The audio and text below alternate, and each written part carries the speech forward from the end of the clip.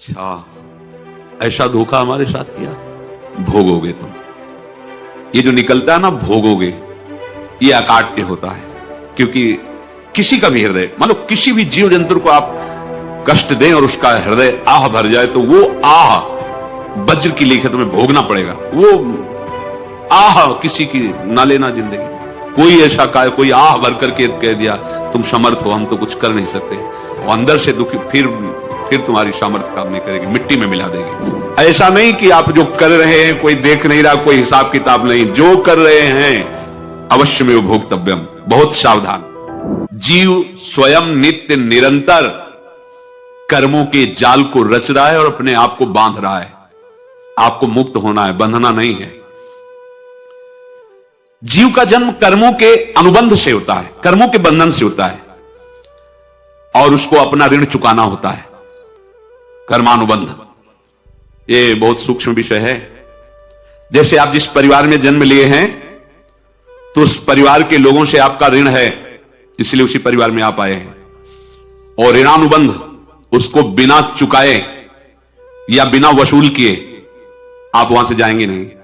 आपको लेना है तो वसूल करना है, और देना है तो चुकाना है। ये पूर्व के जन्मों से निश्चित किया गया है।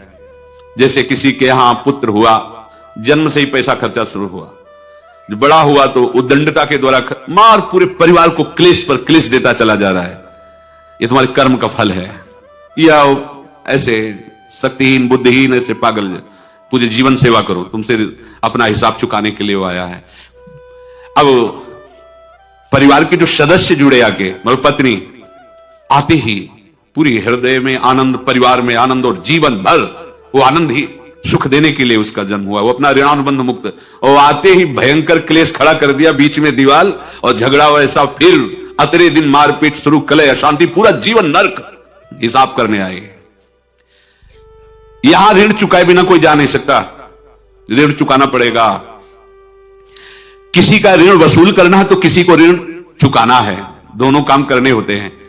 अनेक जन्मों में अनेक लोगों के साथ हमने जो बर्ताव किए हैं, अच्छे या बुरे, वो होंगे।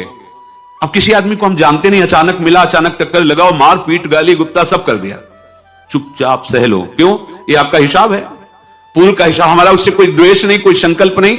अचानक घटना घटी और हमसे द्वेष करने लगा, हमें पीटने लगा, हमें गालियां दे, ये हिसाब है, चुपचाप सह जाओ। अपने घर का भाई ही भारी दुश्मन बन गया और क्लेश, हिसाब है। एक प्रभुदत्त ब्रह्मचारी जी की वाणी में पढ़ा था, एक महात्मा जी भ्रमण करते थे, तो उस समय असरफियां चलती थी, मोहरे असरफियां, तो उनको भेंट में देते लोग। तो या तो ठाकुर सेवा में लगे तत्काल, या संत सेवा में तत्काल लगे, उसका संग्रह करके डोलना ये ठीक नहीं है बैरागी के लिए, सिद्धांत में ये ठीक नहीं है। तो जब 2, 4, 6, 8 ऐसे मोहरे हुई, तो उन्होंने विचार किया कि और भ्रमण करके जब काफी मोहरे हो जाएंगी, तो प्रयागराज में जब कुंभ पड़ता है, एक बार पूरे सब अखाड़े के संतों को, अलग अलग संप्रदाय सब संतों को बुलाएंगे और सबको पुआएंगे। अब साधु है तो यही विचार करेगा, और क्या विचार करेगा। तो उन्होंने एक ऐसे डंडा बनवाया, बेंत, जो ऊपर से चूड़ीदार और भीतर पोला, और मोहरे उसमें डालते गए, और भ्रमण, जहां जहां श्रद्धालु भगत सबके यहां जाना और इच्छा रखना कि एक मोहर तो दे ही दे दक्षिणा में। कामना कोई भी हो वो बांधती ही है, ध्यान रखना।